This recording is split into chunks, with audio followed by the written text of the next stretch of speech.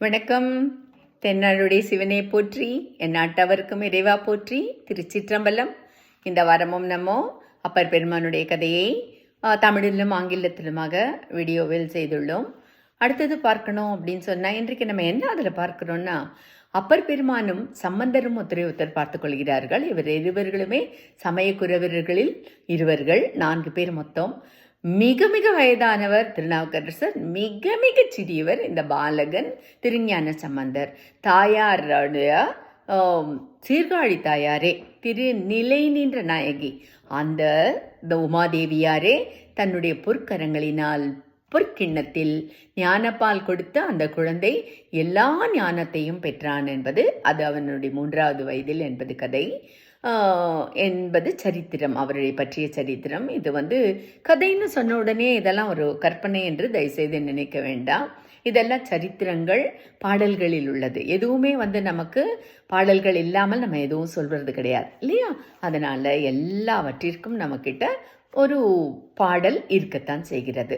சரி, அடுத்தது அவர்கள் இருவரும் ஒருத்தர் சந்திக்கும் போது எப்பேற்பட்ட பண்பு என்று பாருங்கள்.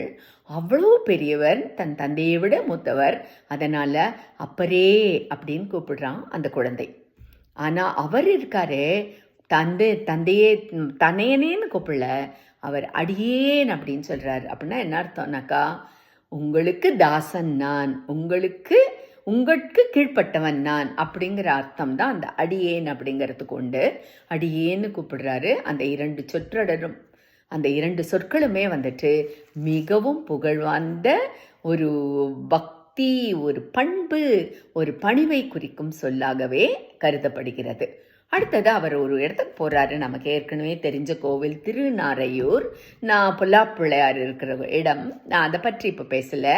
ஆனால் நமக்கு அறுபடை முருகன் வீடுகள் இருக்கா மாதிரி அறுபடை பிள்ளையாருக்கும் வீடுகள் இருக்குது. அது என்னென்னன்றதை இப்போ நம்ம பார்ப்போம்.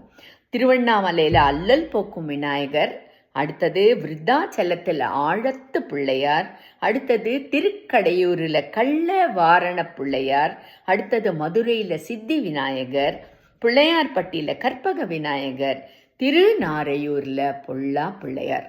இந்த 6 கோவில்களையும் நம்ம அறுபடை விநாயகர் கோவில்கள் அப்படின்னு குறிக்கின்றோம். அதில் 6வது படை வீடு தான் இந்த பொல்லா பிள்ளையார். அதாவது அவரை எதாலும் செதுக்காமல், அப்படியானாக்கா சுயம்புவாகவே வந்த பிள்ளையார் என்று நாம் அறிகிறோம். சரி, பார்ப்போம் அடுத்த வாரம். திருச்சிற்றம்பலம். தென்னாடுடைய சிவனை போற்றி, என் நாட்டவருக்கும் இறைவா போற்றி. நன்றி, வணக்கம்.